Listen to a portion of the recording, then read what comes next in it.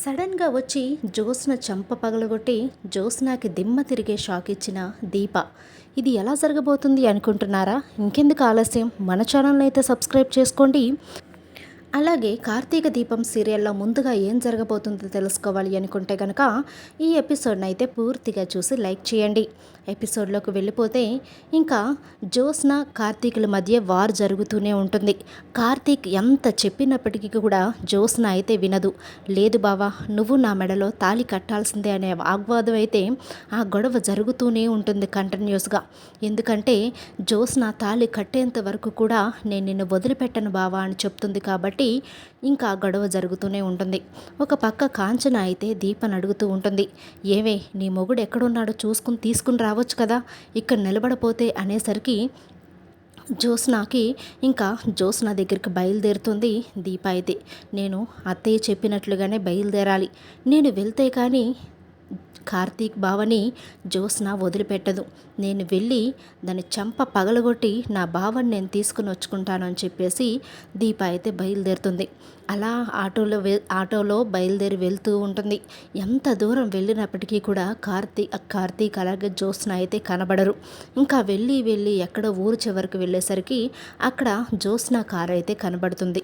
ఆ కారును చూసి ఇక్కడే ఆపు బాబు ఆటో అని చెప్పి ఆటో అబ్బాయికి డబ్బులు ఇచ్చి ఆ కారు దగ్గరికి అయితే వెళ్తుంది.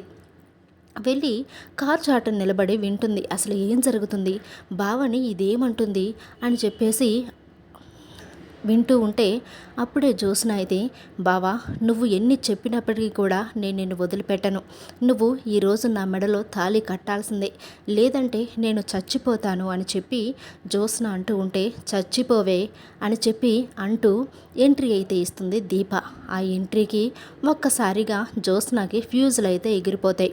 ఏంటి దీప ఇక్కడికి వచ్చింది, అసలు ఎలా తెలిసింది నేను ఇక్కడ ఉన్నానని అని చెప్పి జ్యోత్స్న అనుకుంటూ ఉంటే, ఏంటి దీప ఇక్కడికి కూడా ఎంట్రీ ఇచ్చేసావా నువ్వు, ఏ బావని చూడకుండా ఉండలేకపోతున్నావా ఏంటి, బావ ఎక్కడుంటే అక్కడికి వస్తున్నావు అని చెప్పి అంటూ ఉంటుంది జ్యోత్స్న అయితే. ముందు నీ చెంప పగలగొడితే కానీ నా మనసు ప్రశాంతంగా ఉండదు అని చెప్పి జ్యోత్స్న చెంప పగలగొడుతుంది దీప. అలా చెంప పగలగొట్టేసరికి జ్యోత్స్న చేతిలో ఉన్న తాళిబొట్టు అయితే కింద పడిపోతుంది. కింద పడిపోగానే దీప ఆ తాళిబొట్టును తీసి, ఏంటే ఇది, అసలు దీనికి నీకు సంబంధం ఏంటి, అసలు ఏ రోజైనా పెళ్లి చూసుకుని కాపురం చేసిన మొహమేననేది, మీ అమ్మ ఎంత బాధపడుతుంది, సారీ మా అమ్మ ఎంత బాధపడుతుంది నీకు పెళ్లి చేయాలని, నీకు పెళ్లి చేసి అత్తగారింటికి పంపించాలని, నీ పిల్లలతో ఆడుకోవాలని మా అమ్మ ఎన్నో కలలు కంటుంది, కానీ నువ్వు నా మొగుడు వెంట పడి తిరుగుతున్నావు సిగ్గు లేకుండా అనేసరికి, దీపా అని చెప్పి జ్యోత్స్న చాలా కోపంగా అరుస్తూ ఉంటుంది.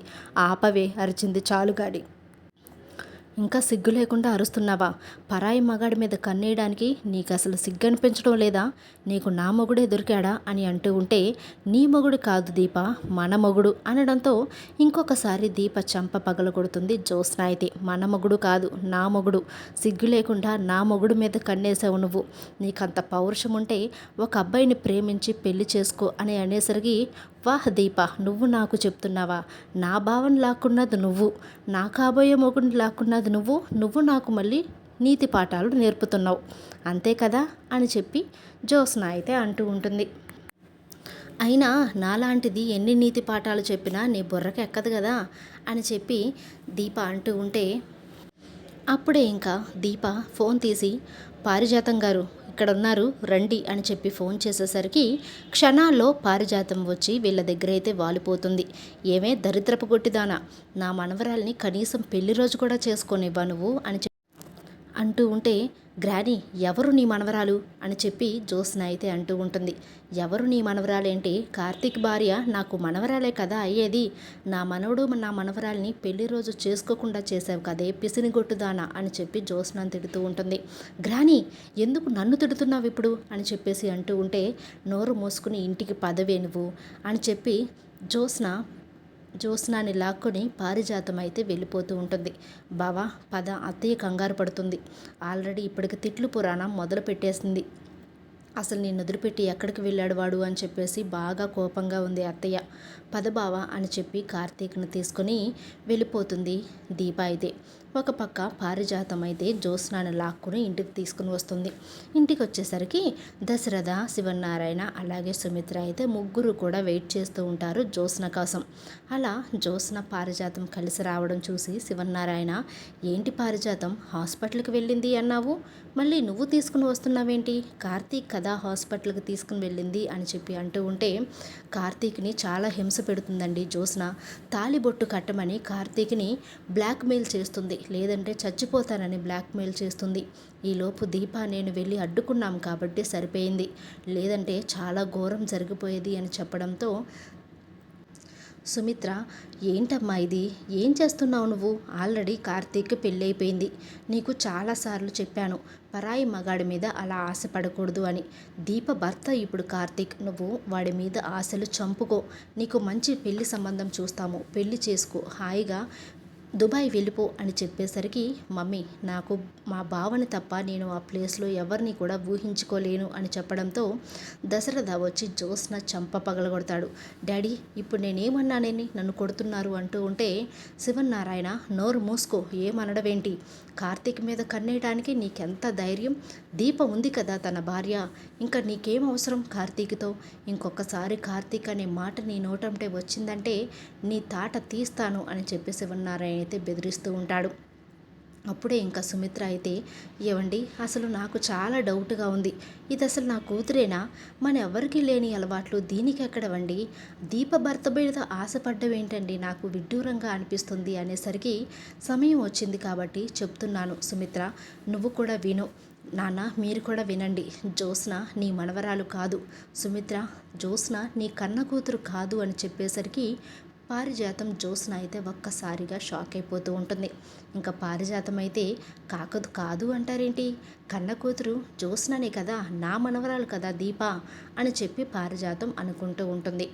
ఏంటి పిన్ని షాక్ అవుతున్నావా, ఏ నువ్వు చేసిన పని నీకే గుర్తులేదా అని చెప్పి దశరథ అంటూ ఉంటే, నన్ను బుక్ చేసేశాడు దశరథ, ఇప్పుడు ఈ ముసలోడు నా ప్రాణం తీసేస్తాడు అని చెప్పి అనుకుంటూ ఉంటుంది తన మనసులో పారిజాతం. ఏం మాట్లాడుతున్నావు దశరథ, అసలు మొత్తం చేసింది పారిజాతం అంటావేంటి, అసలు ఏం చేసింది పారిజాతం, అయినా జ్యోత్స్న నీ కూతురు కాదంటున్నావు, మరి నీ కూతురు ఎవరు అని చెప్పేసరికి, దీప నా కన్న కూతురు నాన్న, జ్యోత్స్న నీ మనవరాలు కాదు, నీ అసలైన మనవరాలు, ఈ ఆస్తికి కూడా ఏకైక వారసురాలు దీప అని చెప్పడంతో ఇంకా అందరూ కూడా షాక్ అయిపోతూ ఉంటారు. అవును నాన్న నేను చెప్పింది నిజం, అది నిజమో కాదో ఒక్కసారి మీరు జ్యోత్స్నని అడగండి అనేసరికి, జ్యోత్స్న నిజం బయటపడిపోయింది, ఇప్పుడు అబద్ధం చెప్పే అవకాశం నాకు లేదు కాబట్టి నేను నిజమే చెప్పాలి అనుకుంటూ, అవును తాత తప్పు నాది, నేనే డబ్బు కోసం వారసురాల్ని కాకపోయినప్పటికీ కూడా వారసురాల్లాగా నటించాను అని చెప్పి జ్యోత్స్న అనేసరికి ఒక్కసారిగా కోపంతో శివనారాయణ తన రూమ్లోకి వెళ్ళి రివాల్వర్ అయితే తీసుకుని వస్తాడు. వచ్చి జ్యోత్స్న తలకి గన్ గురి పెడుతూ ఉంటే, ఏవండి అని చెప్పేసి ఇంకా పారిజాతం అయితే ఇంకా చాలా షాక్ అయిపోతూ శివనారాయణ అయితే ఆపుతుంది. ఏవండి క్షమించండి, జరిగిందేదో జరిగిపోయింది, తప్పు మాదే, మేము కాదనట్లేదు, కానీ మేము కావాలని చేసింది కాదు అండి, నా మనవరాల్ని వారసురాలను చెయ్యాలనే కోరికతో నేను అలా చేశాను, నన్ను క్షమించండి అని చెప్పేసి పారిజాతం అంటూ ఉంటుంది. మీరు నా కోపానికి గురి కాకుండా ఉండాలి అంటే కనుక మీ ఇద్దరు ఇక్కడి నుండి వెళ్ళిపోండి, మళ్ళీ మా కంటికి కనిపించొద్దు అని చెప్పేసి శివనారాయణ అంటూ ఉంటాడు. ఏవండి నాకు దీపను చూడాలనిపిస్తుందండి, నా కూతురు గర్భవతండి, నా చేతులతో వండి నా కూతురికి పెట్టి తినిపించాలనిపిస్తుందండి అని చెప్పి సుమిత్ర తల్లి ప్రేమతో నిండిపోతుంది. అది విన్న శివనారాయణ, అమ్మ సుమిత్ర ఎంత కష్టం వచ్చిందమ్మా నీకు, ఒక కన్న కూతుర్ని నువ్వు ఈ వయసులో పరిచయం చేసుకోవాల్సినంత కర్మ దేవుడిచ్చాడు, కానీ సంతోషపడాల్సిన విషయం ఏంటంటే ఇప్పటికైనా సరే మనకు నిజం తెలిసింది, నిజం తెలియకపోయిండుంటే జ్యోత్స్ననే ఇంకా వారసురాలు అని మనం ఫీల్ అవుతూ ఉండేవాళ్ళము.